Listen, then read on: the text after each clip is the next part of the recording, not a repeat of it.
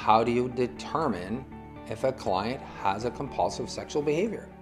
Hi, I'm Paul Lavergne. I'm a registered psychotherapist in private practice in the beautiful city of Peterborough, Ontario. I'm trained as a certified sexual recovery therapist by my mentor, Dr. Doug Weiss, who founded the American Association of Sex Addiction Therapists. I have enjoyed the immense and rewarding challenge of working with different clients over the last few years and their partners. I've also traveled around the province speaking at conferences and seminars, workshops, and high schools, discussing how social media and technology, pornography, addiction, and relationships all intersect and impact one another.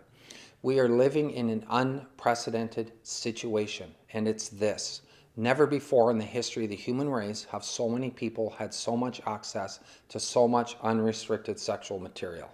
What does this mean? It really is the great social experiment of our time, and we don't fully know what's going to happen, but we're starting to see the fallout of it today. And as I've mentioned in my previous videos, clients are presenting with issues we never even heard of 15 or 20 years ago. If these issues haven't presented themselves in your practice, they are probably going to any day now. We need to get ahead of the curve as mental health professionals.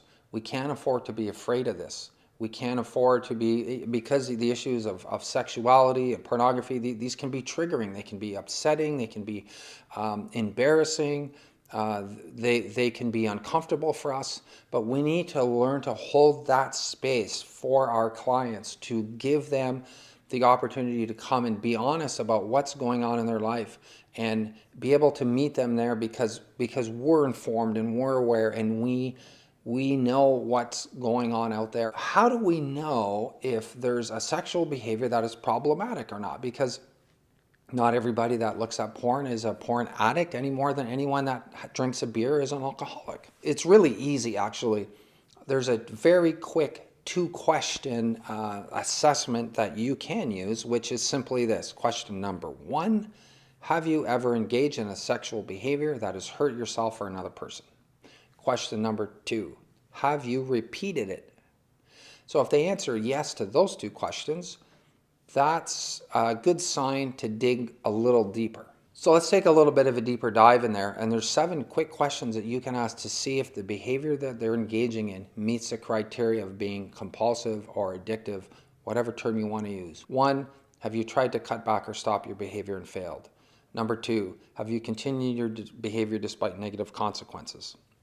Number 3, has there been an escalation in your behavior where you need, for example, harder and harder pornography, or more time engaging in the behavior, or you're moving from pornography to acting out with people in the real world? That's escalation. Number 4, are you angry, irritable, withdrawn when you can't engage in the behavior? Those are signs of withdrawal. The 5th question, do you experience intrusive cravings, repetitive thoughts? It feels like obsession and preoccupation. Okay, this is a sign that there's a problem. Number 6, do you spend more and more time planning, engaging in, and recovering from the behavior? And number 7, this is a biggie, have you kept secrets, withhold information, or developed a double life around these behaviors? All we need is a few yeses to those, and that meets the criteria for a compulsive sexual behavior. At this point, you need to shift gears because this client needs your help.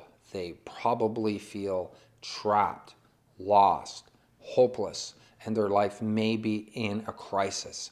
It's very important that you are able to provide hope, structure, and guidance to the client in these early stages to help move them forward in their recovery. I started doing workshops last year. We had great turnout, great response. Now it's a 2-day intensive, different locations around Ontario. These workshops are designed to give you all the tools and techniques and skills that you need to work with these clients.